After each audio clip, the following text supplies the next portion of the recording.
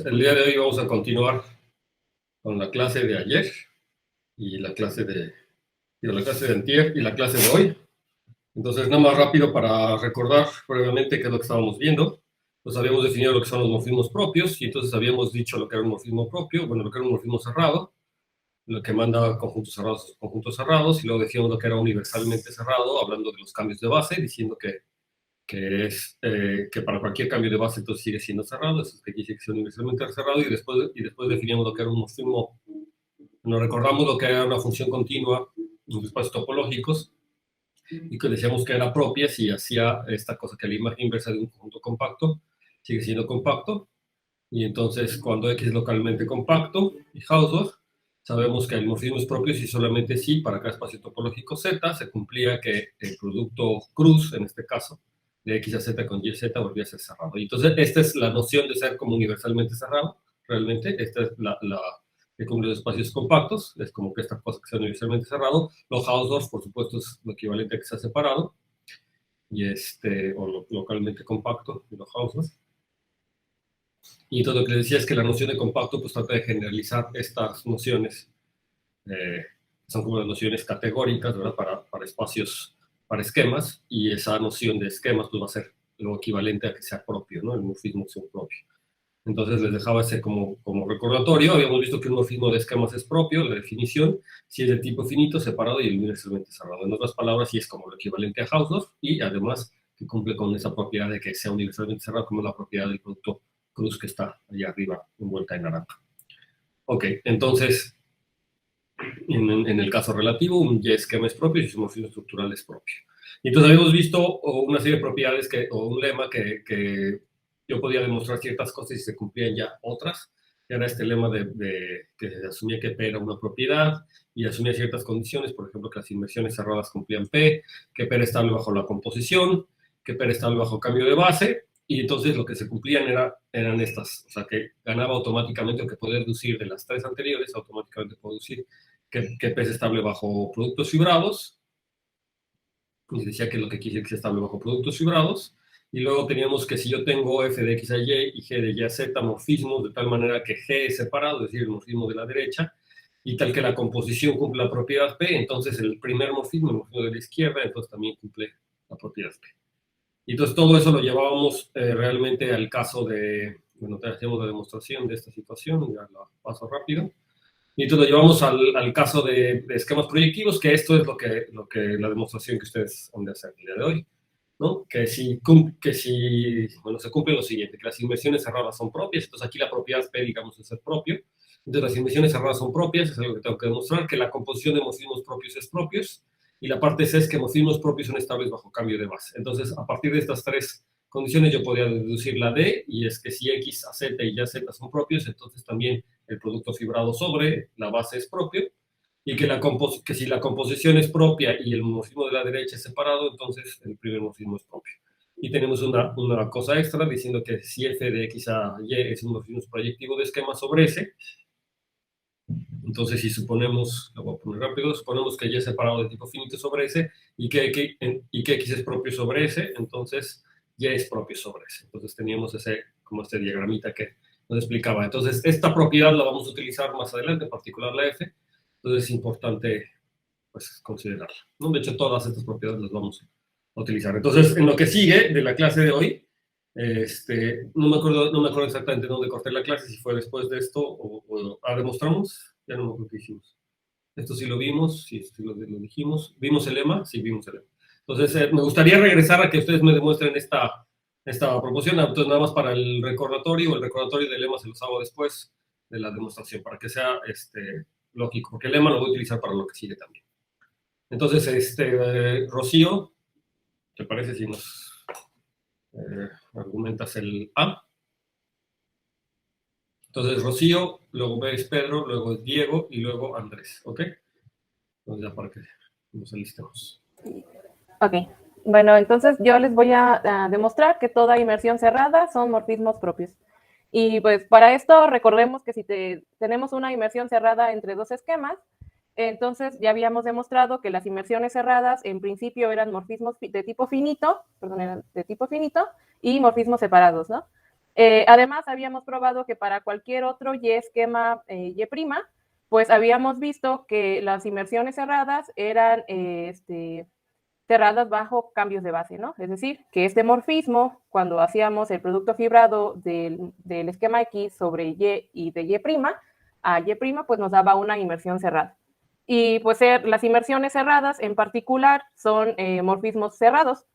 No sé si esto queda claro, si no argumento rápido porque es un morfismo cerrado. A ver, espérame, tú dices, no, déjame ver una cosa. Sea f de x y y inmersión cerrada de f, entonces, o sea, lo que sí hablamos es que es una inmersión cerrada de f, entonces es un morfismo de tipo finito, no finito, ¿no? Sí, aquí es de tipo finito, sí. Tipo Perdón. finito y separado, eso sí. Ajá. Entonces, a y' un esquema, entonces el morfismo que es cambio de base Ajá. es cerrado. Una Porque es, inmersión cerrada, ajá, sí. no.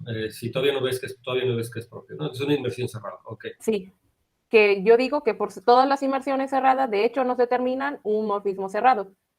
Y es lo que pregunto si esto queda claro, si no A ver, menciono rápido, rápido. digas por qué. Bueno, esto es porque, por ejemplo, lo podemos ver en F, ¿no? Si esta es una inmersión cerrada, pues yo sé que la X es isomorfo a su imagen, y más aún, la imagen en Y es un conjunto cerrado en Y, ¿no? Entonces, si yo me tomo un cerrado en X, pues yo sé que este conjunto me va a determinar un conjunto cerrado en la imagen de F de X, ¿no? En principio, pues lo voy a ver como una intersección de la imagen de f de x con un cerrado en y.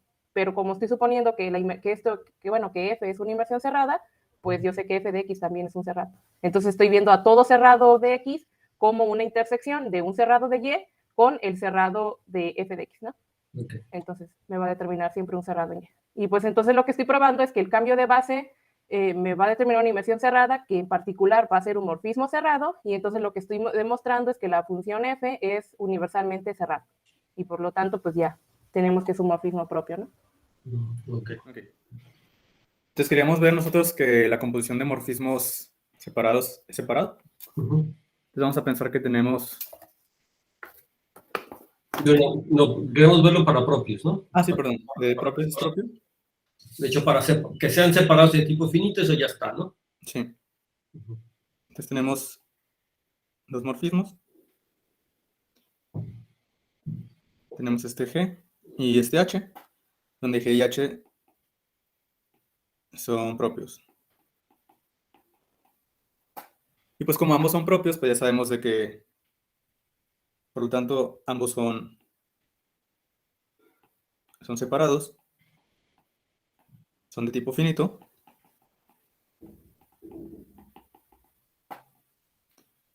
Y son universalmente cerrados.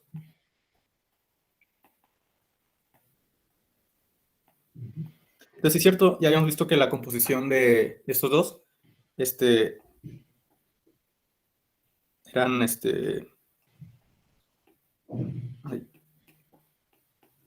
eran separados, y de tipo finito, pues la composición de dos de separados es separado, y la composición de tipo finito es finito.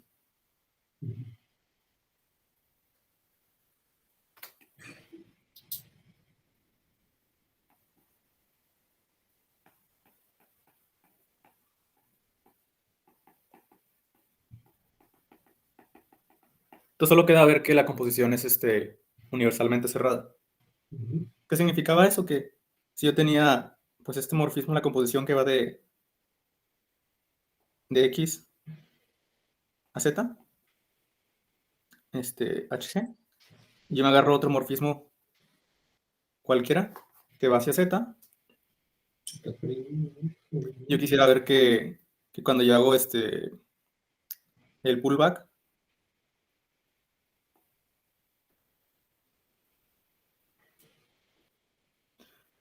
que me queda aquí, yo quiero ver que es cerrado. Entonces para esto aplicamos una de las propiedades que estudiamos al principio en productos fibrados, que era que otra manera de calcular el producto fibrado de una composición de este estilo era la siguiente. Se podíamos hacer de que como tienes de X a Y y de Y a Z,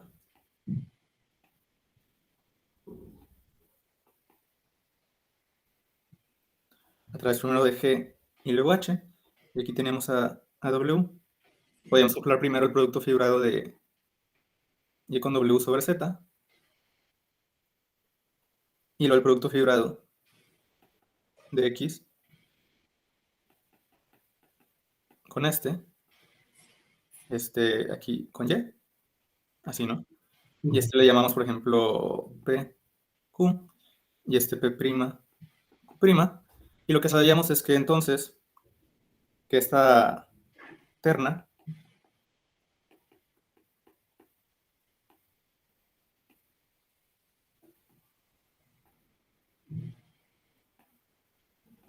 es un pullback, ¿no?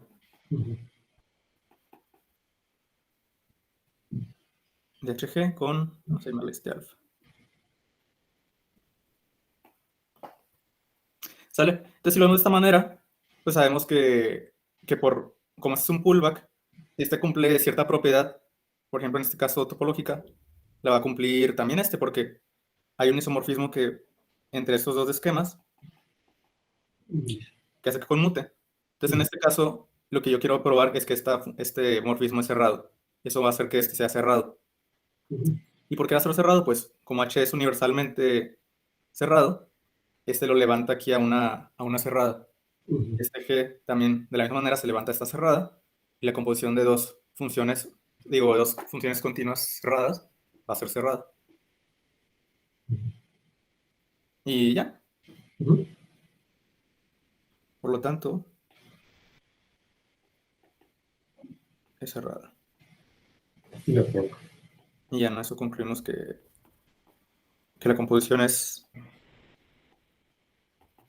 propia. Perfecto. Muy bien. No sé si ya están viendo mi pantalla. Ya. Listo, entonces el mío se trataba de probar que los morfismos propios son estables bajo cambio de base. Entonces, ¿qué quiere decir esto? Que si tengo un morfismo propio entre dos esquemas y tengo otro morfismo entre un tercer esquema Y' y el de llegada, entonces cuando calculo la proyección entre el producto fibrado de X con Y' a Y', ese también sale propio. Entonces, para esto, pues debería revisar en teoría tres cosas. Y es que De hecho, que estable bajo. Ah, sí, es estable bajo. Estable bajo productos fibrados es hasta ayer, ¿verdad? No sé si está sí, bien. señor. Sí. Exacto. Bajo cambio de bases.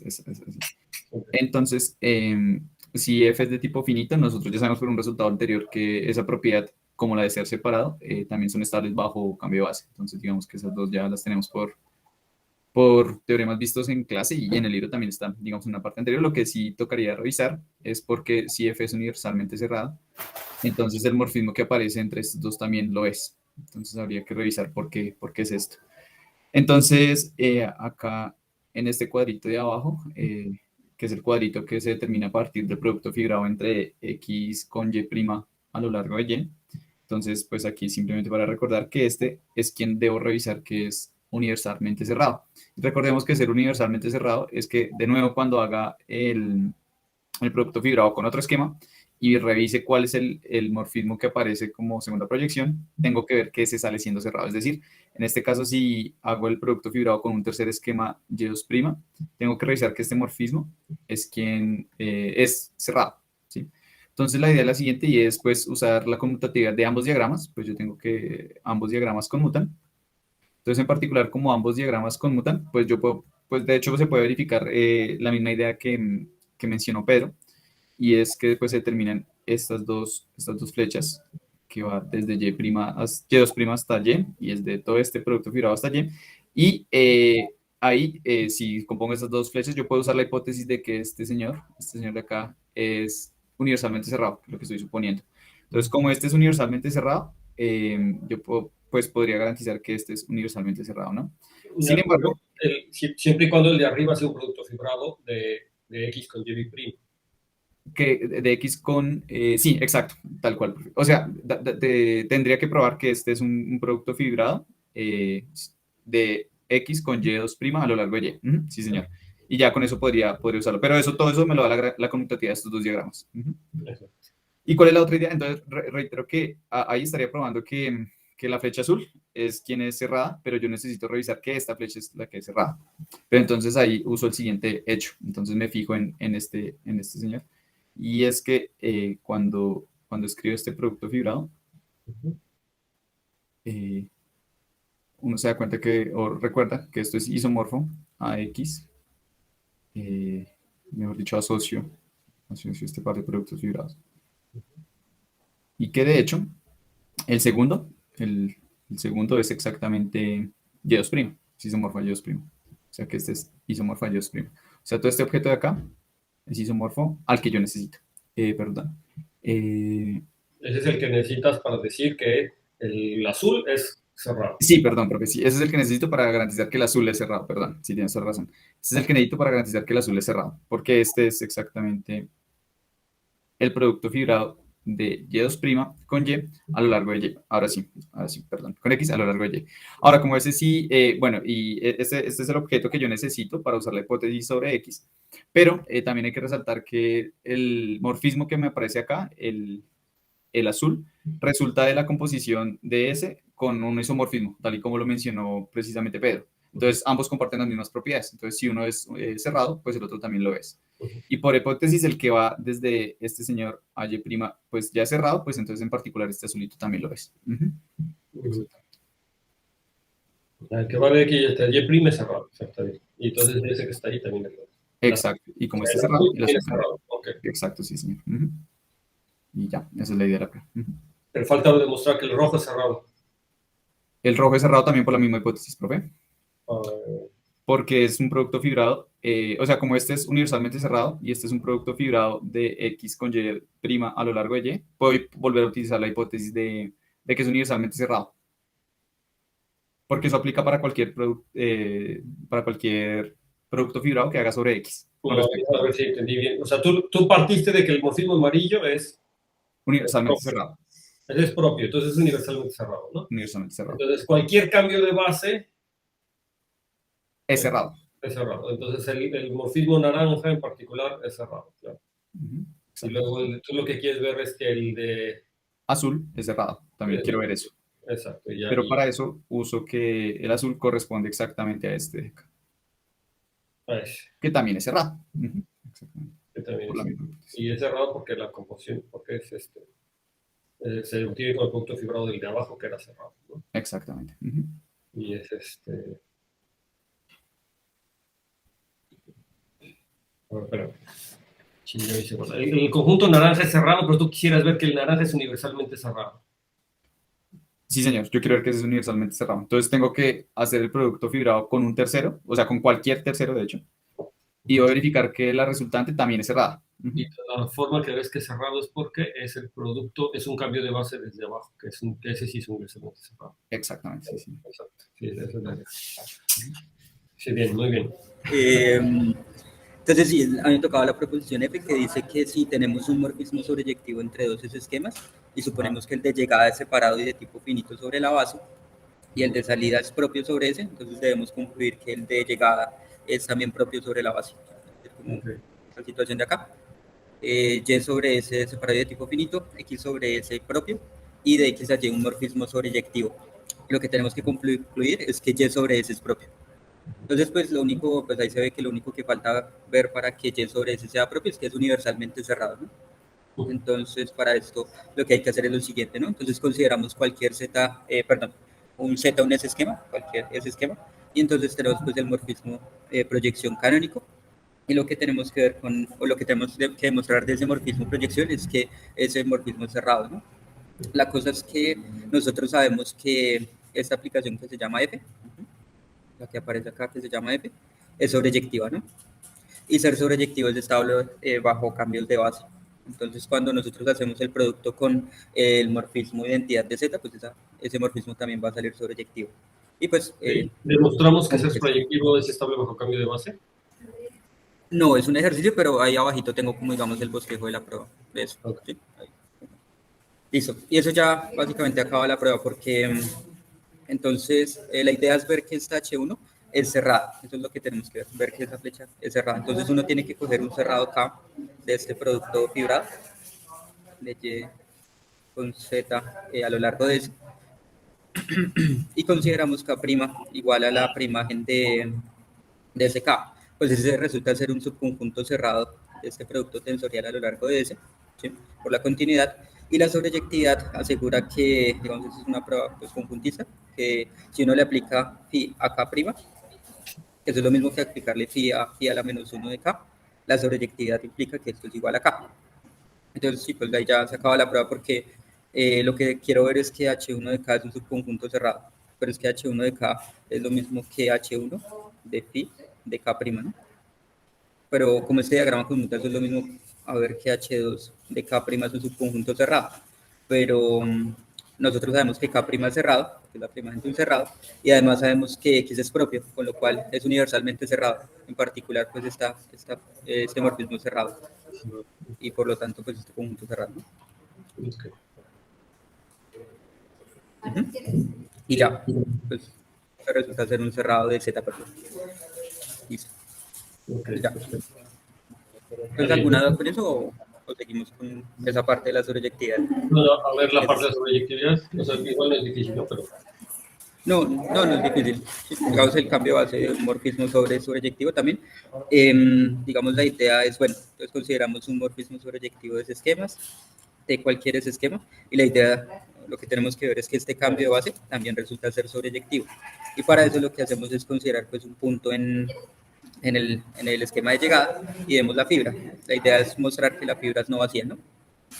Entonces, esa fibra como espacios topológicos nosotros demostramos que es homeomorfa a este producto fibrado acá, ¿no? Como espacios topológicos. Digamos que esto no, a priori no tiene ninguna estructura de esquema, pero bueno, al menos como espacios topológicos son homeomorfos.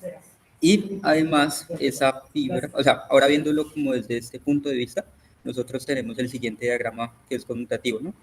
Digamos, de ese producto fibrado sabemos que hay un morfismo AX y otro al espectro de K de Q de Y, donde Q es, entonces donde Q es la función que va de Y de T, que es la proyección, digamos, natural sobre Y.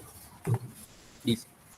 Y entonces, pues sí, digamos, hay una flecha, digamos, hay una de, o sea, claramente del perdón, de este producto fibrado, de este producto fibrado de acá, hay una al espectro de K de Y, pero el espectro de K de Y hay una al espectro de K de Q de Y, ¿no? Entonces, pues sí, tenemos, digamos, una aplicación acá, y pues como este es el pullback de ese diagrama, digamos, esta es la fibra sobre X, la escribo un poquito acá, pues esta es la fibra de ese punto Q de Y sobre X, entonces pues este diagrama se tiene que factorizar por acá. Listo. Y ahí lo que sabemos es que como la flecha con la que arrancamos era sobreyectiva, entonces pues este esquema debe ser no vacío, ¿no? Digamos, debe haber. Claro. Además nosotros sabemos que esta flecha acá es, más bien, esta flecha acá es sobreyectiva, ¿no? Por lo que esta cosa tiene solo un punto, ¿no? ¿Sí? Sí. Por lo que sí, exacto. Y entonces, pues, esta cosa ya no puede ser vacío, porque si fuera vacío, pues, entonces la composición sería como la función vacía, que no es sobreyectiva, ¿no? Es cierto, sí, claro. Ya. Entonces, ya, entonces, aquí, ahí. Ok, creo que sí. Nada más, ¿y por qué cae en el punto que tiene que ir aquí, en el X, en el punto de la fibra? ¿Acá? Sí, por esa conmutatividad, ¿no? Si tiene que caer. Ok. Exacto, sí, porque este es un pullback, ¿no? Como ya tiene flechas acá, que hacen el diagrama conmutar, pues tiene que haber una a eso, ¿no? Es decir, que la imagen al menos está ahí, pues por lo tanto la imagen es vacía y ya está. Ok, perfecto. Exacto. Convencido. Muy bien, sí, gracias. Entonces voy yo, nada más. Ok, entonces ahí estamos. Entonces ya lo demostraron muy bien, como ven, era nada más aplicar las otras proporciones que han venido demostrando, ¿no? Es como que el ejercicio completo. Les digo que estos son ejercicios en el Harsham y que la idea es así irse con esta serie de ejercicios normalmente, ¿no?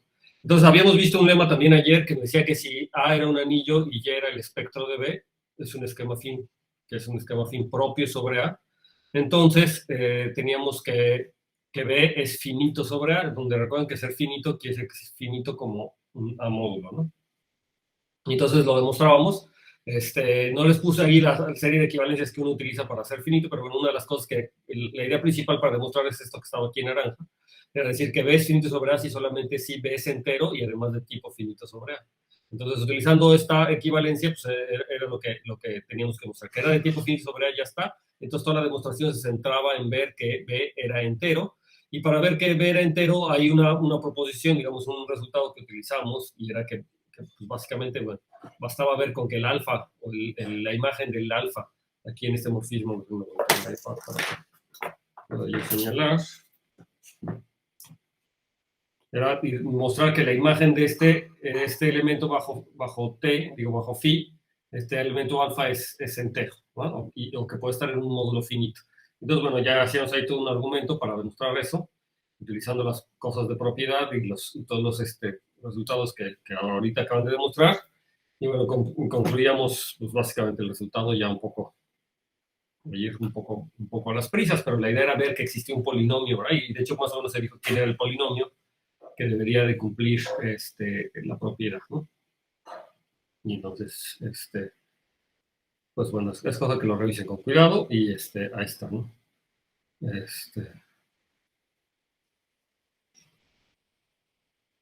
Entonces ya, y luego el caso general se mostraba por inducción, ¿no? Lo primero suponíamos que era simple, y ya luego que si no era simple, entonces ahora cuando tengo un álgebra tipo finito en general, lo voy a poder descomponer como una cadena de simples y entonces va a poder aplicar la inducción, ¿no? Bueno, eso es lo que vimos ayer y creo que hasta ahí nos quedamos, ¿verdad? Si no mal recuerdo.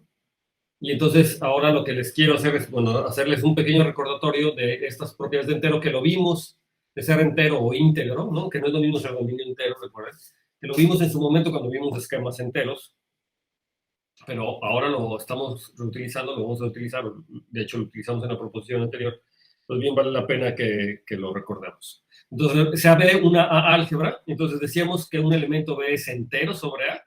Recuerden que eso quiere decir que existe un polinomio mónico con coeficientes en A, un polinomio P de T con coeficientes en A que es mónico, de tal manera que, bueno, digamos que yo puedo escribir que sea mónico quiere decir que el coeficiente principal es 1, ¿verdad? Entonces que lo puedo escribir algo así como esto, y de tal manera que el B es un cero de este polinomio.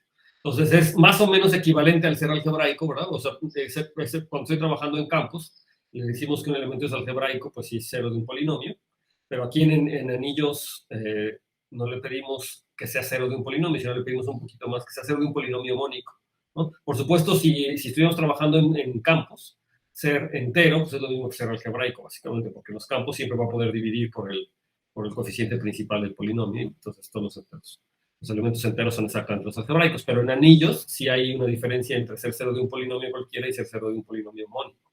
Entonces aquí la propiedad importante es SD, ¿no? El ser cero de un polinomio mónico con coeficiente en A. Notar que cuando yo evalúo en B, ¿verdad? Cuando hago la evaluación en B, mi polinomio estoy cambiando al T por B, y entonces aparecen productos de A con B. Entonces, es por eso que yo necesito que B sea una álgebra. Digamos que el producto que aparece ahí es como álgebra, ¿no?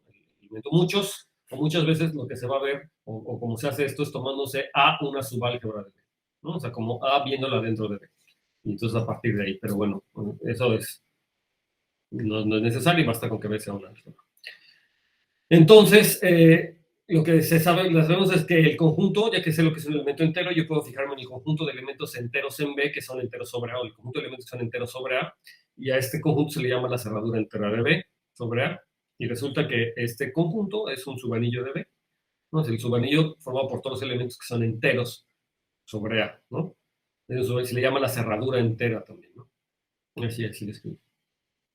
Y ahora, aparte, ¿verdad? Si todo elemento de B es entero sobre A, entonces decimos que el anillo B es entero sobre A, ¿no? Entonces, ¿qué es que un anillo sea entero sobre A? Es que todo elemento sea entero sobre A, ¿de acuerdo? Eso ya lo habíamos visto. Y entonces lo importante es, bueno, una de las preguntas que nos hace con esto es cómo le hago para saber cuándo un anillo es entero sobre A. Afortunadamente hay caracterizaciones de esta propiedad que me dicen de una manera mucho más sencilla, o me ayuda a reconocer elementos enteros, ¿no? Entonces las proposiciones, la proposición es que las siguientes afirmaciones son equivalentes.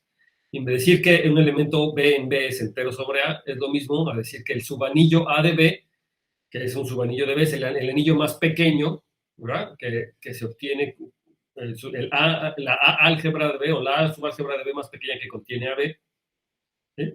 Es finitamente generada como A módulo. Eso quiere decir que es un módulo finito, es finita, ¿no? O sea, que A de B es finitamente generada como A módulo, no como, evidentemente es finitamente generada como álgebra, es de tipo finito, Entonces le pedimos que sea finitamente generada como A módulo. Eso es lo que le llamamos finito, ¿verdad?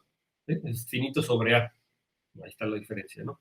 Entonces, la parte 3 es que existe un subanillo C de B. O sea, por ejemplo, A de B es un subanillo de B, pero lo que nos dice la parte 3 es que puede hacerse un poquito más relajada la cosa. Es decir, que existe un subanillo C de B que contiene a este anillo que está aquí, a de B, y que es un A módulo finitamente generado. O sea, que es una A álgebra finita. ¿Sí? Entonces, eso es equivalente al anterior. O, por supuesto, se ve una implicación clara.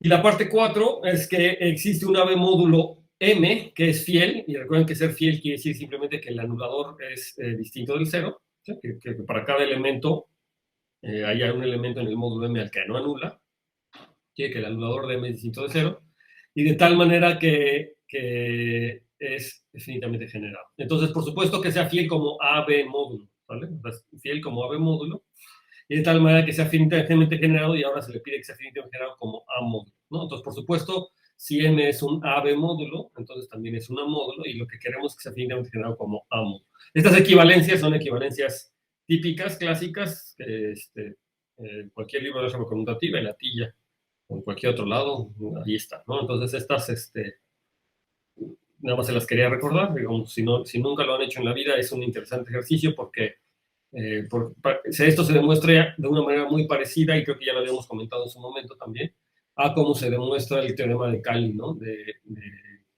álgebra lineal, ¿no? Que me dice que toda transformación lineal es cero de su polinomio característico. Es básicamente la misma demostración, aplicada aquí para módulos, ¿no? Es la misma idea. Entonces es un interesante ejercicio que la hagan sin fijarse. Y las equivalencias, básicamente, parten. Digo, algunas son claras, ¿no? Muy bien, entonces esto es lo que es un entero, junto con el lema que vimos la clase pasada. Es algo que tenemos que recordar, y lo escribo nuevamente. Me dice que si es un anillo y es un esquema afín que es propio sobre A, o sobre el espectro de A, se entiende que quiere decir que sea propio sobre A, ¿verdad? Decir que es propio, en el caso de esquemas afines es la terminología usual, ¿no? Decir que es propio sobre el anillo, en realidad lo que quiere decir es que es propio sobre el esquema que determina el anillo, sobre el esquema afín que determina el anillo. Entonces, B es finito sobre A, ¿no? Y entonces, nuevamente, que B sea finito sobre A quiere decir que B es un A módulo finitamente generado. ¿Sí? Pues recuerden que en geometría algebraica esos son los términos que les gusta utilizar. Entonces, para la demostración la puse aquí, pero la demostración no la necesito. Nada más, lo único que era recordar es una de estas equivalencias también, que B es finita sobre A si solamente si B es entero, y de tipo finito sobre A, ¿no? Fíjense que esta entra también, se puede deducir casi directamente de las propiedades que estoy poniendo ya allá arriba, ¿no? Bueno, casi, ¿no? O sea, hay que utilizar las propiedades para esas. Si yo utilizo las propiedades, puedo demostrar. Es como un corolario, básicamente, lo que estoy escribiendo allá arriba. Bien, entonces también se los pongo ahí de nada, como habíamos visto. Entonces, la proposición que queremos ver ahorita es la siguiente, es que vamos a suponer que X es un esquema propio sobre un anillo A. Vamos a empezar con un esquema propio sobre un anillo A, y lo que queremos es entender cómo son las secciones globales. Y esto, nada más para la gente que hace geometría algebraica compleja, o que ya está interesado en trabajar o que ha estado interesado, que ya ha trabajado con variedades algebraicas definidas sobre los complejos, que es lo más típico, digamos, lo más usual, es que piensen, ¿no? Que ustedes, cuando tengan una variedad algebraica compleja y yo le pido ciertas propiedades, en particular esto de ser propio es sobre un campo, digamos, lo equivalente a ser propio es que sea completa. Entonces tenemos como esta situación de una variedad algebraica completa, ¿sí? Y entonces aquí pasaban ciertas cosas con el anillo de funciones, o con las secciones globales, ¿no? Entonces, todas estas proposiciones van encaminados hacia esa situación, nada más que ahora estoy aquí sobre un anillo, ¿no? Entonces, es un esquema propio sobre un anillo. Entonces, pensar que esto es lo equivalente o generaliza a la situación de las variedades complejas cuando estoy trabajando sobre los complejos y con variedades propias que son las completas. Entonces, o X de X es entero sobre A. Esa es la primera parte. En realidad debería ser hasta como un lema, pero es una cosa interesante. Entonces, si X es un esquema propio sobre A, sobre el espectro de un anillo, ¿verdad? Sobre un esquema afín, entonces las secciones globales es entero sobre A. Y recuerden que entero sobre A lo que quiere decir es que los elementos satisfacen una ecuación polinomial mónica y no que sea un dominio entero, ¿no? No sé, se los digo porque luego hay confusión. Aunque recuerden que en esquemas enteros sí había una equivalencia, ¿no? Es decir, que un esquema era entero, entonces veíamos que para cada U los OXU eran dominios enteros. En fin. Ahora, entonces lo primero que vamos a hacer es el caso reducido. Es decir, este es un esquema propio, pero no me dice nada de que sea reducido, ¿no? Entonces, el primer caso que vamos a hacer es ver que es un esquema reducido, y la segunda parte de la demostración va a ser ver que, bueno, si X no es reducido, ¿cómo puedo utilizar la información del esquema reducido? Por supuesto, ya se imaginan que lo que tenemos que hacer es fijarnos en el único esquema reducido que le puedo asociar a X, ¿no? Y la propiedad universal que tiene ese esquema. Bueno, entonces para empezar vamos a suponer que X es reducido y vamos a tomarnos H, un elemento, una sección global, ¿no? Entonces es como hace rato, yo lo que quiero demostrar es que OX de X es entero, que es equivalente a demostrar que todo elemento H, en particular que este H es entero. Y para demostrar que este H es entero, pues yo lo que voy a hacer, bueno, lo que quisiera hacer es, en principio, pues demostrar que ese H satisface un polinomio mónico, ¿verdad? Una ecuación polinomial mónica con coeficientes y nada, ¿no? Pero, por supuesto, pues que la proposición que yo les puse con la serie de equivalencias es lo que me interesa. Es decir, yo voy realmente a demostrar una de las equivalencias que se tienen ahí, ¿no? Digo, en particular, yo podría utilizar esta, ¿no? De que este A de H de T es un módulo finito o finitamente generado como módulo, o la otra, ¿verdad? Que el A de H está dentro de un módulo finitamente generado como A módulo, ¿no? Que el H de C está en una A álgebra que es finitamente generada. Entonces, les puse aquí en particular esto, pero en realidad creo que lo que vamos a hacer es la otra, ¿no? Ver que está dentro de una A álgebra finitamente generada. ¿Ok? Entonces, aquí recordar que el A módulo AH en realidad es la imagen de este morfismo, como le hicimos hace rato, ¿verdad? Entonces, me tomo el anillo de polinomios con variable t y me fijo en el morfismo que manda t a h, y entonces el AH es justamente la imagen de este morfismo phi, ¿no? Que está, por supuesto, en OX de X. Entonces, esto lo vamos a entender justamente como este morfismo, ¿no? Sí, o sea, voy a centrar mi atención en el morfismo phi, como en la prueba del ejercicio anterior. Lo que pasa es que cuando yo tengo morfismo, pues es más fácil porque eso me va a decir algo sobre los esquemas. Entonces, este morfismo, de hecho, induce un morfismo de esquema sobre A, dado por el espectro por X y por el espectro de A de T. No sé si recuerden cómo es que hacíamos esto, ¿verdad? O sea, cuando vimos esquemas afines, vimos que había una equivalencia, ¿verdad?, entre dar un morfismo de un esquema X a un esquema afín, era lo mismo que dar un morfismo del anillo que determina el esquema afín a las secciones globales de X, ¿no? Y vemos que había una equivalencia, digamos, había un funtor entre estos dos que me asociaba, que me daba a este tipo de morfismo, me lo asociaba con esquemas afines, ¿no? ¿Se acuerdan de esa propiedad? Entonces, es por eso que si yo tengo un morfismo de aquí, por supuesto, tengo un morfismo al espectro de OX, pero esa proposición justamente me garantizaba que existía un morfismo de X hasta acá, ¿no? De X hasta acá, del esquema, ¿no? Es decir, X no tiene por qué ser afín, a pesar de que el espectro de OX es un esquema afín. Pero bueno, en su caso, en el momento de eso fue el semestre pasado, vimos que podíamos hacer esta construcción, que teníamos esa biyección entre los morfismos de anillos, el morfismo de anillos del esquema afín y las secciones globales era equivalente al morfismo de X al espectro de X. Ok, entonces, lo que tenemos, ahora pues tenemos que ver las propiedades que tienen estos, ¿no? Entonces, como este morfismo es separado, ¿por qué este morfismo es separado? ¿Quién me dice? Y el espectro de A al espectro de A es separado. Pues el lema, ¿no? ¿El lema? ¿Qué? No, me parece que el lema que probamos la clase pasada era que los morfismos entre esquemas afines eran separados. Sí, no la clase pasada, pero sí ya algunas, a lo mejor cuando empezamos a ver los esquemas separados, una de las primeras cosas que vimos es que morfismos entre esquemas afines son separados, ¿no? Cosa que no pasa necesariamente para propios, de hecho no hemos demostrado nada en ese sentido, ¿no? Lo único que hemos dicho es que son separados, de hecho no son propios, ¿no? Entre morfismos entre esquemas afines en general no son propios, pero sí son separados. Entonces este cuate es separado porque son esquemas afines, ¿no?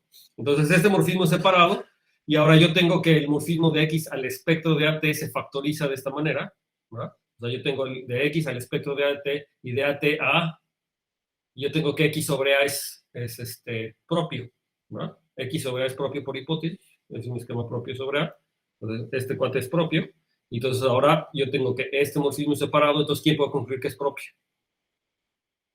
De X al espectro de AT. De X al espectro, ¿no? Por la composición, esas es justamente las cosas que acabo de mostrar.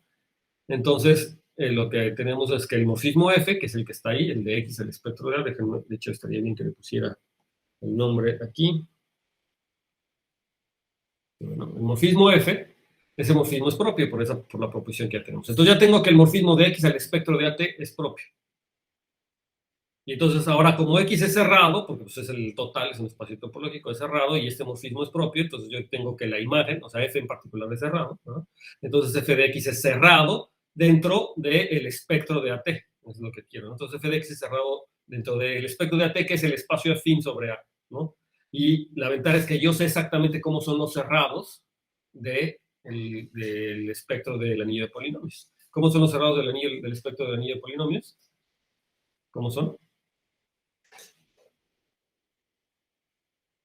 El espectro del anillo polinomio es partido por un ideal.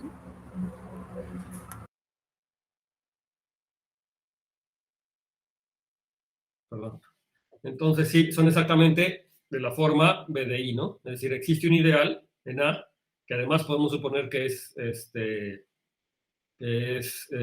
un ideal radical, de tal manera que F de X se vuelve exactamente igual a B de I. ¿Y por qué podemos suponer que el ideal I es radical? Porque B de I es lo mismo que B del radical de I, ¿no? Exacto, porque B de I es B de... Topológicamente es lo mismo, y la imagen es simplemente un cerrado, no le estoy dando ninguna estructura de esquema. Pero en el fondo lo que quiero es darle una estructura de esquema, ¿no? O sea, B de I es lo mismo que B del radical de I, ¿no? Eso no hay, es lo mismo, pero como yo quiero darle una estructura de esquema, pues entonces, pues de hecho yo lo que quiero es justamente el isomorfismo. Ya una vez B de I con el ideal radical, me gustaría darle la estructura de esquema, o sea, es homeomorfo al espectro del anillo polinomios módulo I como cerrado, pero gracias a este isomorfismo, pues les puedo dar estructura de un esquema o de un subesquema reducido, de hecho, ¿no? Y entonces lo que hacemos, entonces simplemente veo a la imagen como este subesquema reducido. Entonces, B de I es el isomorfo al espectro de ADT módulo I, de anillo de polinomios módulo T. Y entonces, lo que tenemos es que F se va a factorizar a través de este cociente. Es decir, yo voy a tener el morfismo F y luego lo mando. Yo tengo el morfismo F que va al espectro de AT, pero como la imagen es ni más ni menos el espectro de AI entre I, o homeomorfo, pues entonces aquí, esta cosa que está aquí es el homeomorfismo, ¿verdad? Y entonces, pues, yo tengo la composición de aquí para acá, normal, y entonces se factoriza a través, ¿no? El F se factoriza a través de este morfismo. Y entonces, ¿eso de qué me sirve? Bueno, pues me sirve de esta observación, que el espectro de aquí para acá no nada más es separado, es por supuesto un morfismo, es un morfismo entre esquemas afines, entonces por lo tanto es separado, pero entonces ahora lo que digo es que este cuate es propio. Este cuate es propio. ¿Quién me dirá por qué este cuate es propio?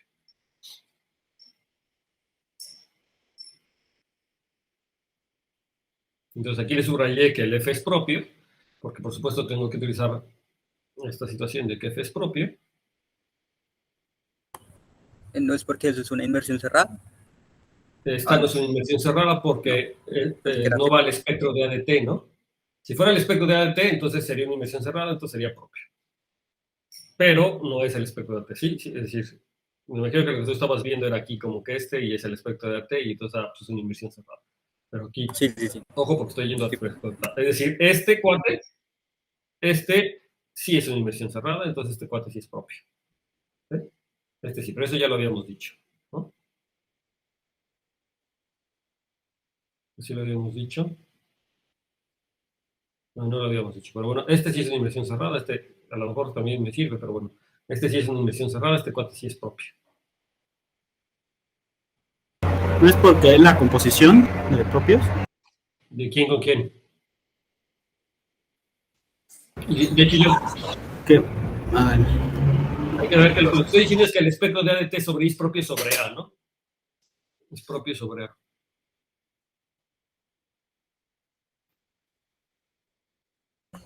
Ah, ya, es usando el ejercicio que yo expuse, ¿no? Entonces, Usando exactamente el ejercicio, último ejercicio que expuso Andrés. ¿Por qué? porque X es propio sobre A, esa es la hipótesis. X es propio. El morfismo que conecta X con, perdón. Sí, el morfismo que conecta X con el espectro de T partido y S sobreyectivo, que es un Proyectivo, supermorfismo. exactamente. Y la que conecta el espectro de T partido con A es separado, que son esquemas afines y de tipo finito, ¿no? Y entonces, ¿eso qué demostraría? Que esa es, o sea, el espectro de T partido y al espectro de A es propio.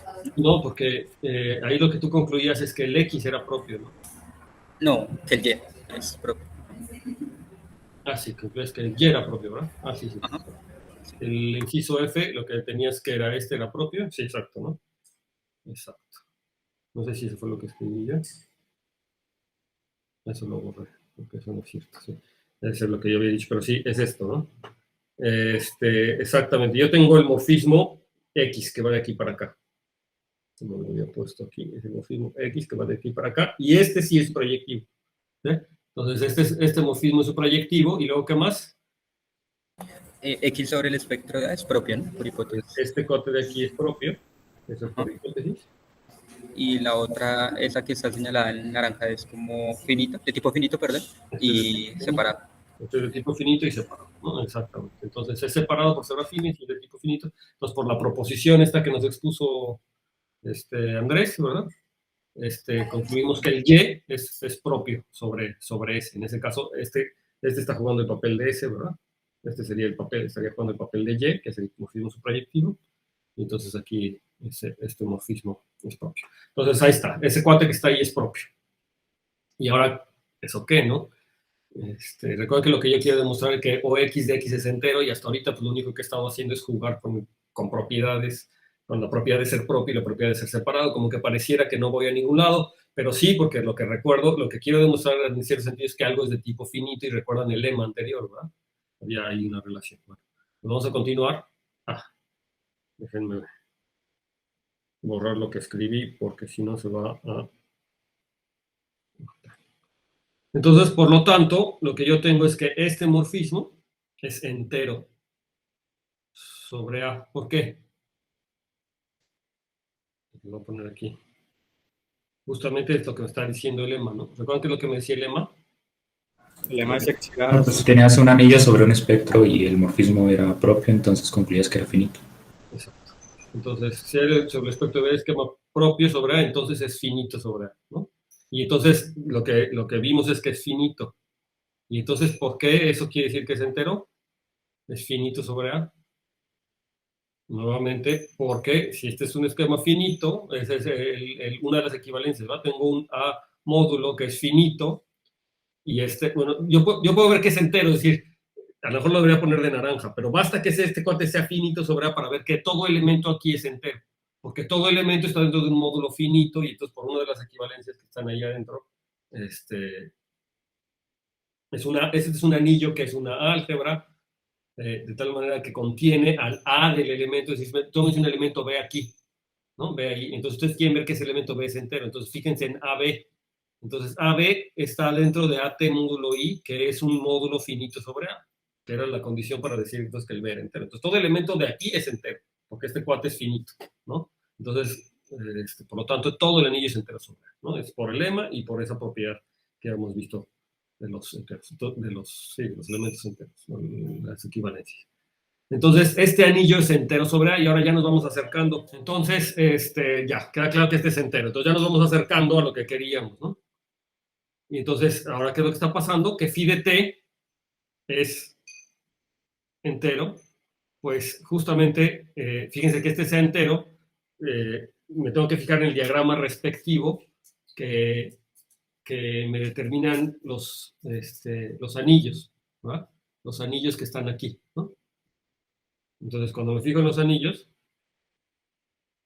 entonces lo que estoy diciendo es que la imagen de phi de TSH es entero, pues se factoriza justamente a través de este morfismo, es el que decíamos que este cuate es finito, ¿no? Es entero sobre A, y entonces el phi de t, que es el h, pues se factoriza, entonces cae aquí adentro, ¿no? La factorización es esta, viene de aquí, Entonces la imagen, pues cae aquí. Y entonces lo que quiere decir es que el elemento H era entero y era lo que yo quería demostrar, ¿no? Si se fijan, a fin de cuentas, lo que yo quería demostrar es que ese H que está aquí es entero, y yo les había dicho aquí, bueno, lo que voy a ver en cierto sentido es que ese A de H es entero, pero el A de H es justamente, pues está aquí adentro, ¿no? Es la imagen, un elemento que está aquí adentro. Y por una de las caracterizaciones, pues es entero. Y entonces, pues ya está, eso es lo que queríamos demostrar. ¿Sí? ¿Alguna duda? Es el caso 1, ¿verdad? Es decir, el caso 1 era suponer que era reducido. Entonces, el caso era suponer que es reducido, nos falta el caso general, que es qué pasa cuando X no es reducido. Entonces, ya vimos hasta ahora con esta proposición que cuando X es reducido, entonces se cumple que las secciones globales es entero sobre A. Ahora, ¿qué pasa cuando X no es reducido? ¿Ok?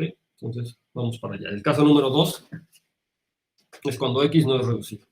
Entonces, para eso vamos a considerar al esquema, el único esquema, el esquema X-red que se obtiene con la propiedad universal, digamos, que es un esquema reducido. Y recuerden que este esquema reducido viene con un morfismo, que es de hecho un isomorfismo, es un homeomorfismo de los espacios topológicos, pero que en términos de las gavillas, pues lo único que tengo es un morfismo superayectivo, ¿no? de OX a OX-red, y que de hecho, si recuerdan cómo construíamos X-red, nos fijábamos básicamente en la gavilla, es una inmersión cerrada, por cierto, nos fijamos en la gavilla, que se producía tomando el nil radical, básicamente, ¿no? O sea, en las cartas afines, la gavilla de cerrados es la que se obtiene tomando el nil radical, y entonces X-red era el cociente con el nil radical. Una gavilla que se definía, si no mal recuerdo, la gavilla era el conjunto de todas las X, de tal manera que cuando me fijo en los tallos, el tallo ese X está en el radical del tallo del respectivo de la función. Entonces, esa es una gavilla de ideales.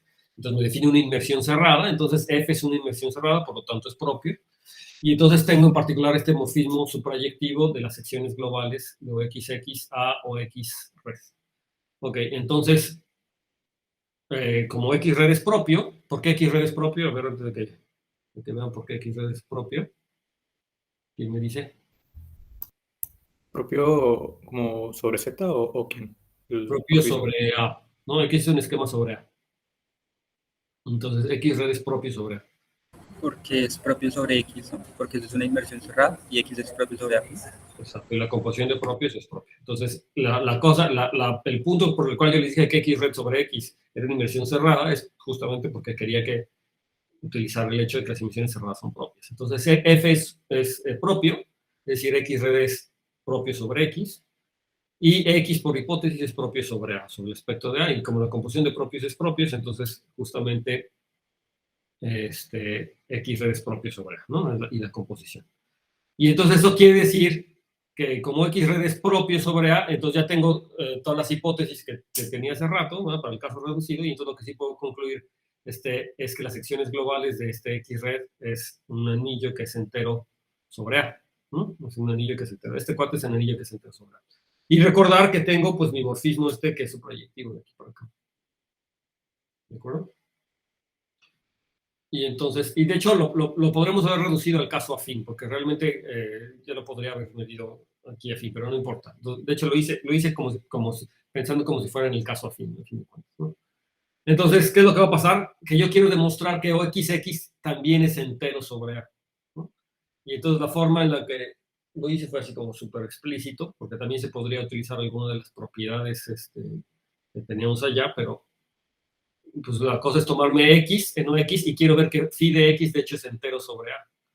Pero lo que yo sí sé es que phi de X, no, yo me tomo X en OX, lo que quiero ver es que X es entero sobre A, pero lo que yo sí sé es que phi de X es entero sobre A. Eso es porque, por lo que acabo de demostrar, que yo sé que de OX, las secciones globales, ¿verdad? De X reducidos, sí es entero, es un anillo sobre A. Y eso quiere decir que entonces phi de X pues satisface una ecuación polinomial mónica, ¿sí? Con coeficientes en A.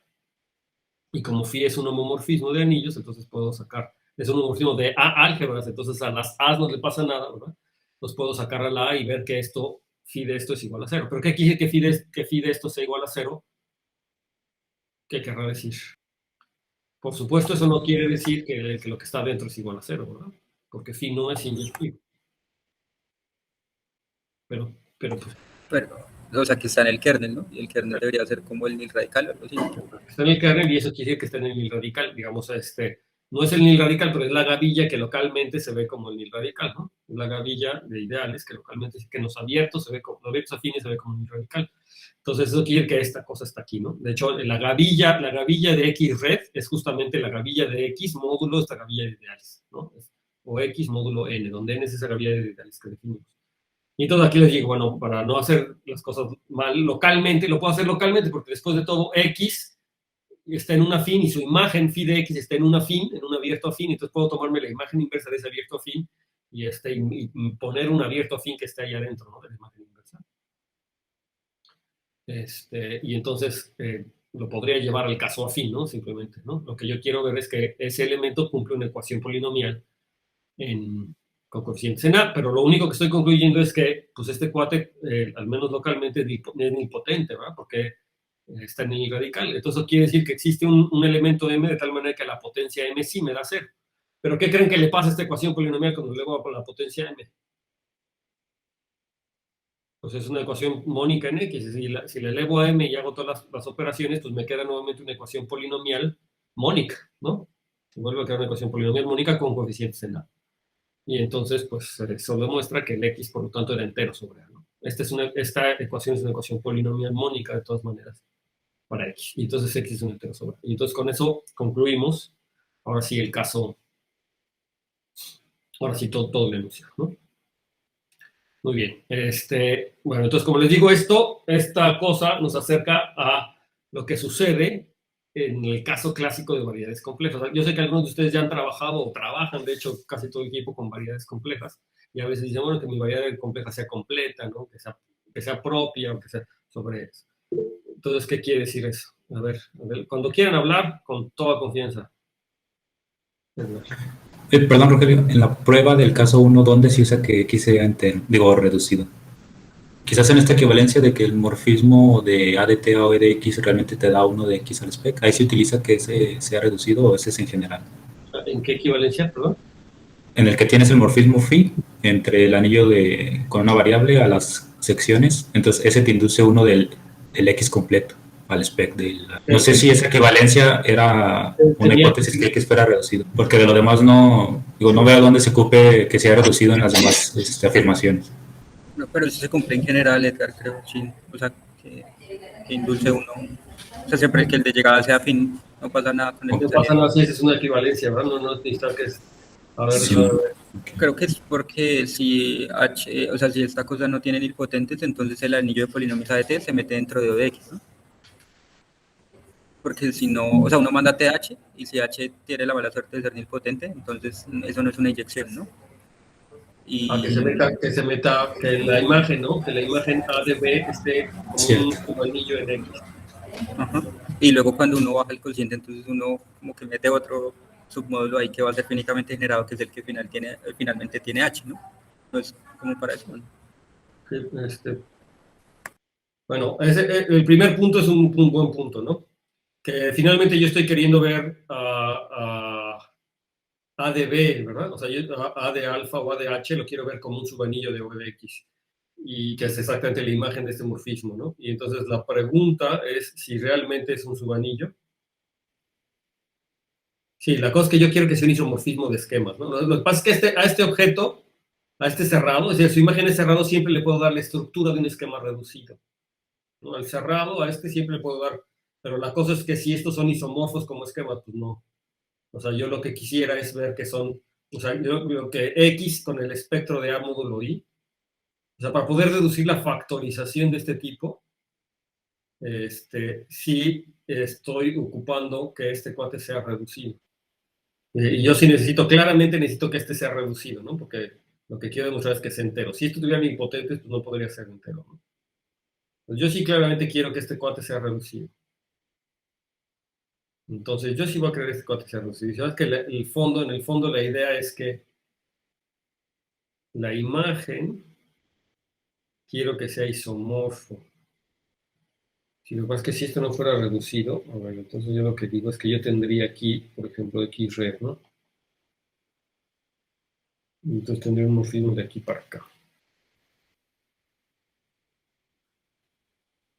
Porque X está yendo en un esquema reducido, entonces tendría un morfismo de X red acá que haría que esto conmute por la propiedad universal del X-red.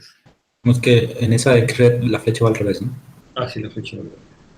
Lo que yo estoy diciendo con este diagrama de esquemas, lo que estoy, si me fijo en los respectivos anillos, entonces el phi iría, es el de que va de aquí para acá, ¿no? O sea, como se voltean las flechas, iría de A de T o X de X, y luego aquí la flecha iría para abajo, y luego aquí iría para arriba. Y lo que me estoy diciendo es que este diagrama es conmutativo de anillos.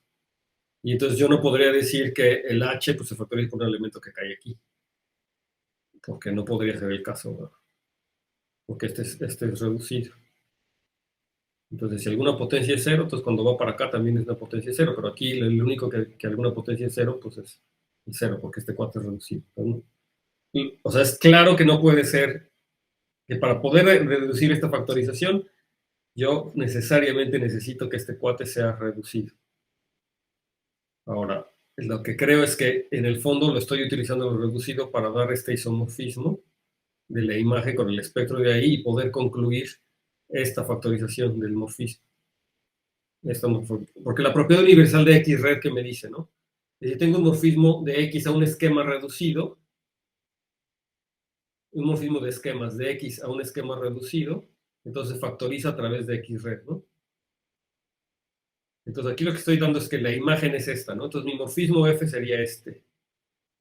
Es un morfismo de esquemas y entonces factoriza a través de X reducido. Y entonces, ahora sí, este cuate es entero, pero yo no tendría de aquí hasta acá la factorización, sino más bien la tendría de aquí al reducido de este. A X-red, no a este anillo. O sea, yo no podría concluir esta flecha. O a fin de cuentas, la flecha esta, o a fin de cuentas lo que estaría diciendo es que esta misma flecha estaría pasando por X reducido. Y a lo mejor eso es lo que quería decir el cuate a fin de cuentas, ¿no?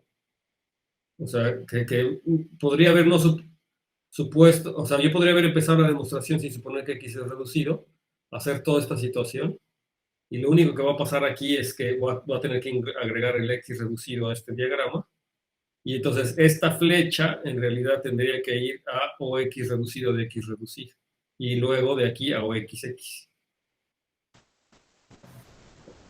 Sí, yo creo que es en ese diagrama, ¿no? En la factorización. Porque digamos, el isomorfismo que tienes ahí con BI, pues es la caracterización de cómo son los cerrados del anillo de polinomios en una variable, ¿no? Entonces más bien es en ese diagrama. Este diagrama. Ok.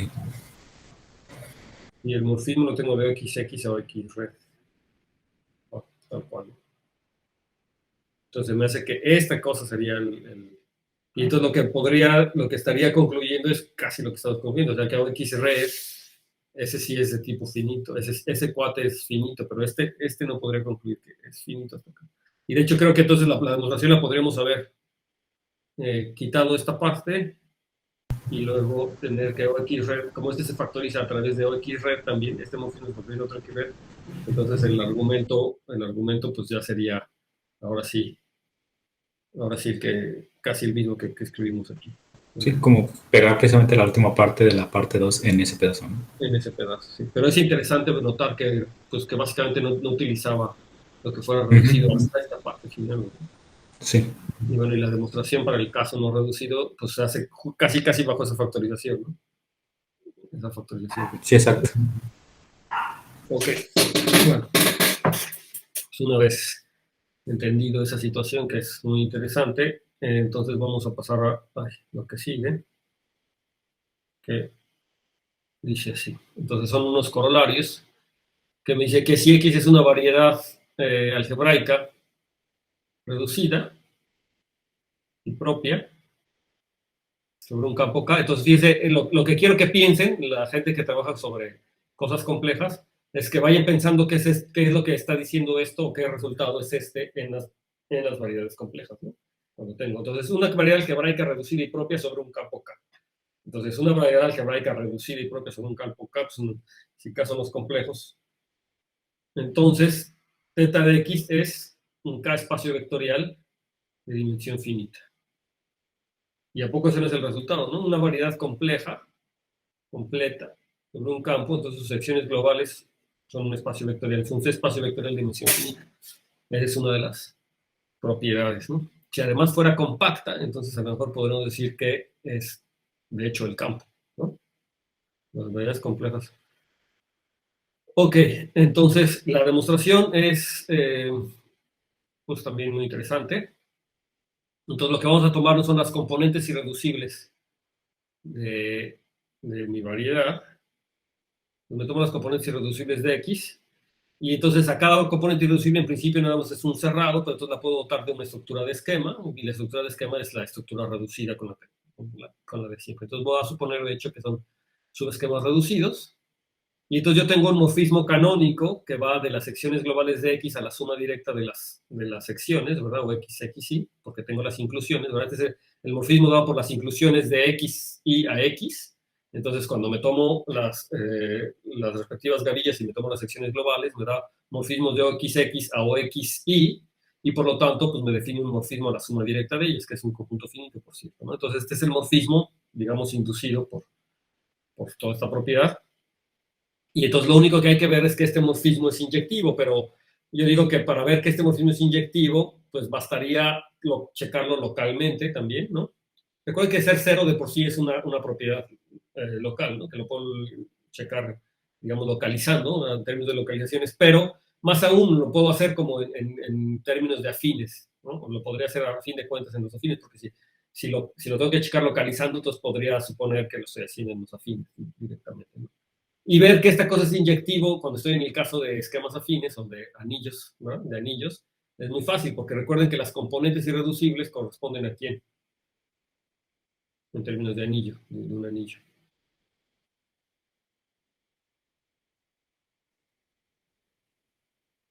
Los componentes irreducibles son los cerrados máximos, ¿verdad? Son primos minimales. Corresponde a primos minimales. Entonces, esto corresponde a primos minimales, y entonces básicamente se convierte en una aplicación del teorema chino del residuo, ¿no? Entonces, como el teorema, porque los OX, XY módulo XY, ¿quién es el kernel, no? La pregunta sería, ¿quién es el kernel? Pues el kernel sería la intersección de todos esos primos minimales, pero la intersección es pues el radical, pero es reducido. Entonces tendría esta, ¿no? Tendría esta inyección, ya lo puse ahí en naranja. Entonces, en el caso afines, claro, y bueno, para el caso general, pues, es cosa que les digo, ¿no? Se puede medir localmente.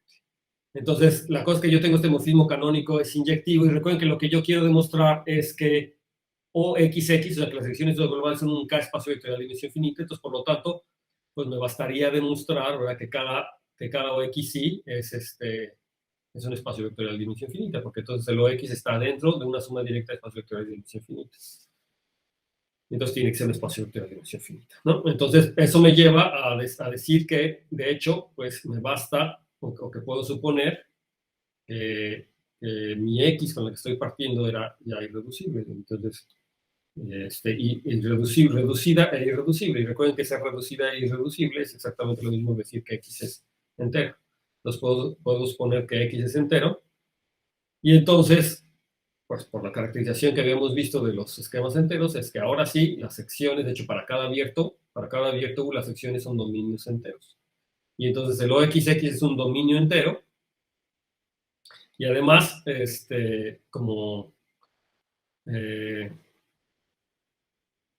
además es entero sobre K, ¿no? Además es entero sobre K. Porque es propia sobre K, ¿no? ¿De acuerdo? Entonces lo que acabo de mostrar hace rato, que como es propia, entonces además es entero sobre K. Y entonces aquí la diferencia es que es muy desafortunado, ¿verdad?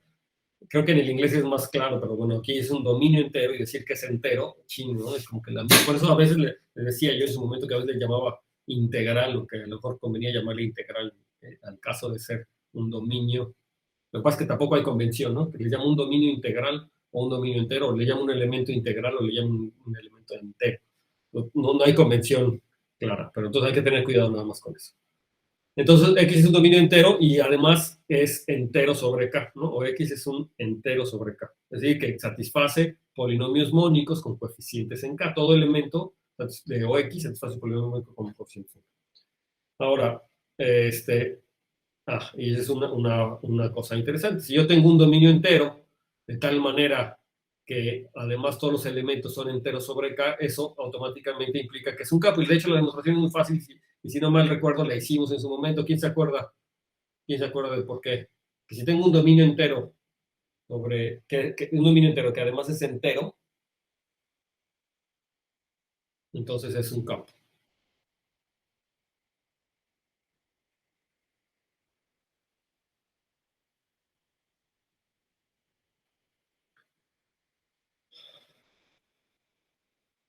¿De acuerdo? Bueno, básicamente lo que hay que ver es que todos los inversos, o sea, OXX es un dominio entero, entonces está contenido en su campo de fracciones, ¿no? O sea, le puedo calcular su campo de fracciones. Y entonces digamos que contiene, o sea, en el campo de fracciones están los inversos. Lo que me gustaría ver es que los inversos de esos elementos también están, por ejemplo, para los elementos distintos de cero, por supuesto, que los inversos también están en OXX. Y para ver que está en los OXX, pues me bastaría ver que es entero, porque de hecho OXX es enteramente cerrado en su campo de fracciones. Eso se puede mostrar, ¿verdad?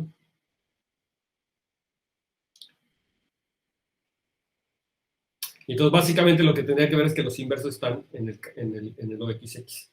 Y entonces, una vez que yo tengo una ecuación mónica, ¿verdad? Una ecuación polinomial mónica para un elemento ahí, lo puedo factorizar la máxima potencia, entonces van a aparecer por ahí los inversos. Y esa, como es un dominio entero, me queda que el producto es cero, pero como el B no era cero, entonces B a la N tampoco es cero, entonces lo que me va a quedar es que la otra parte es cero y la otra parte es una ecuación polinomial mónica para el inverso, ¿no? ¿De acuerdo? Entonces eso quiere decir que el inverso es un elemento entero.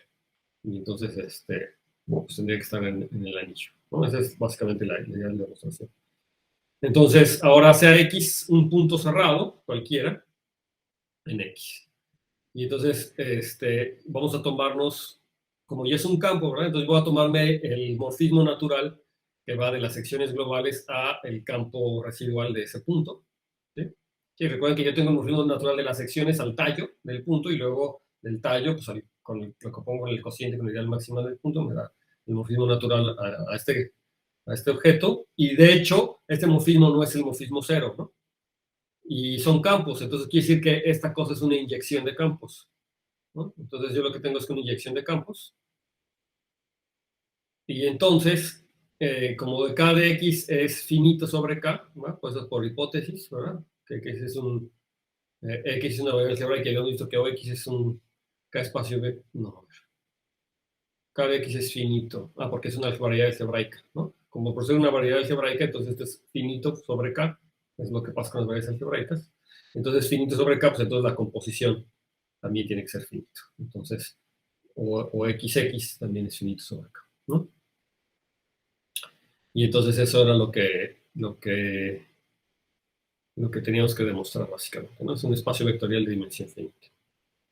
Y entonces el otro colorario es nuevamente que si X es una variable algebraica sobre un campo que además es reducida y conexa y propia sobre un campo K o capa, entonces las secciones globales es un campo, no nada más que es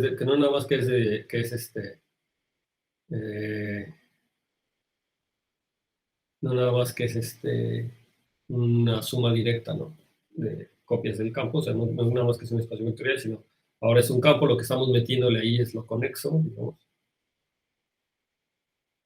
Entonces, OX es un campo que es una extensión finita de K, y eso básicamente es inmediato de lo que acabamos de hacer.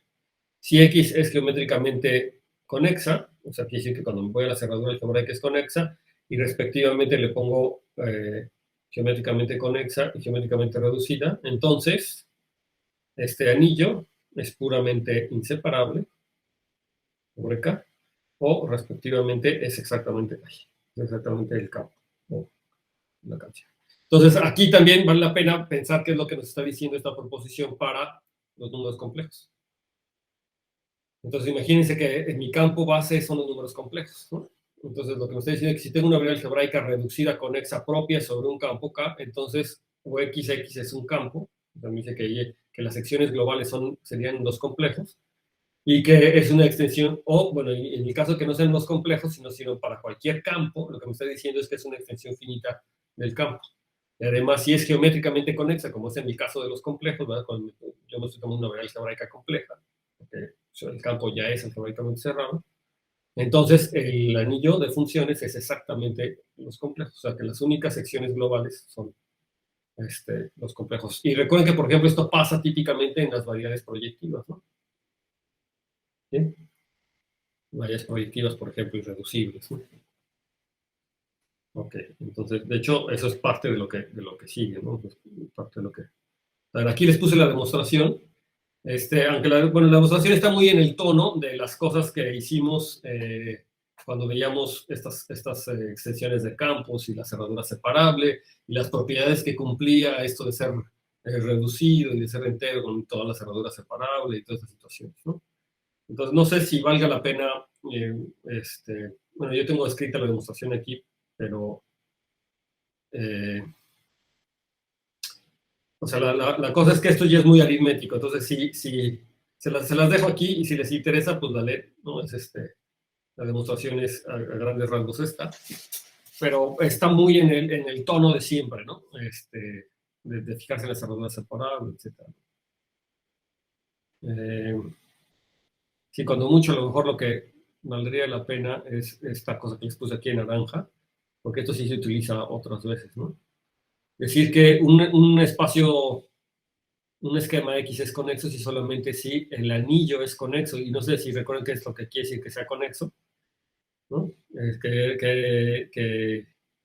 Bueno, básicamente X es conexo o X tiene únicamente un elemento idempotente, básicamente esto, y que o X es conexo.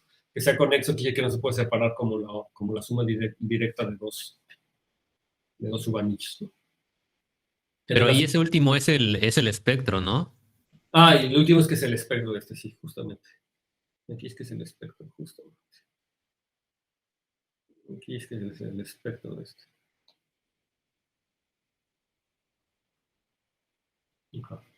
Como ¿cómo es que? Bueno, y está esta demostración. Se las voy a dejar aquí porque, bueno, a menos que les interesen cosas aritméticas, pues esto vale la pena que lo entiendan. De hecho, es importante porque el corolario que le estoy poniendo aquí atrás, ¿no? Este corolario, digamos, porque para el caso complejo es muy sencillo. Y entonces uno se puede preguntar qué es lo que pasa cuando no estoy trabajando con una variable compleja. Es decir, cuando tengo en particular intereses aritméticos, pues es la situación, ¿no? Cuando estoy trabajando con una variable sobre los racionales o sobre cualquier otro tipo de campo, un campo peánico, que no son campos algebraicamente cerrados. Y entonces la pregunta es que si tengo algún resultado más o menos equivalente. Bueno, este es el resultado, ¿no? El resultado de los complejos, básicamente. No me dice que sí que es una variable algebraica reducida, conexa y propia sobre un campo K, entonces las secciones globales siguen siendo un campo, siguen teniendo dimensión 1, ¿no? Es un campo. Y además me dice que es una extensión finita. A diferencia, toda esta parte de las extensiones finitas no se ven en los complejos, solamente se ven en el caso aritmético. Y entonces, etcétera, ¿no? Entonces,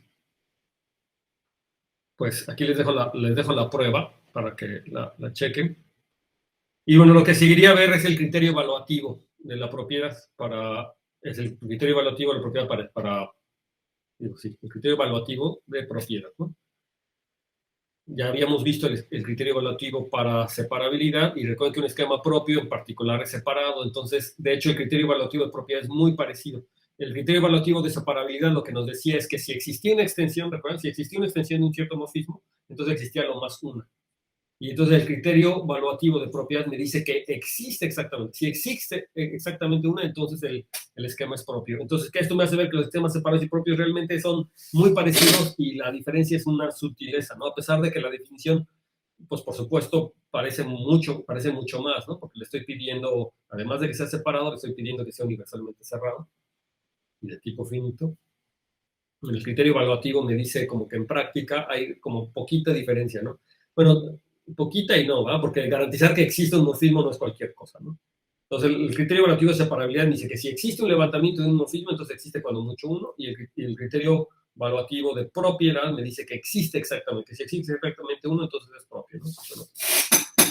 Y no sé si valga la pena recordarles todas estas cosas de lo que es una evaluación, de lo que es un anillo de evaluación, o ya todo el mundo lo sabe. Porque no sé si cuando vimos este criterio evaluativo con esquemas separados. No sé si se perdieron un poco, me dio la impresión que a lo mejor es por esto de las cosas evaluativas. Entonces yo por eso les pregunto, ¿valdrá la pena verlo eso o no? O ya lo saben. Porque si lo saben, bueno, pues ya, no directamente pasamos al criterio evaluativo. Si no, pues lo pueden revisar, ¿no? O sea, también igual lo que pueden hacer es revisar lo de las evaluaciones, lo que quiere decir una evaluación, un anillo de evaluación, que es una evaluación discreta, etcétera, ¿no? Y ya, que son cosas que vamos a utilizar. Y entonces, pues bueno, eso sería todo por hoy. Entonces nos vemos el martes, ¿no? Y revisen lo de evaluaciones y eso, nada más para que quede claro.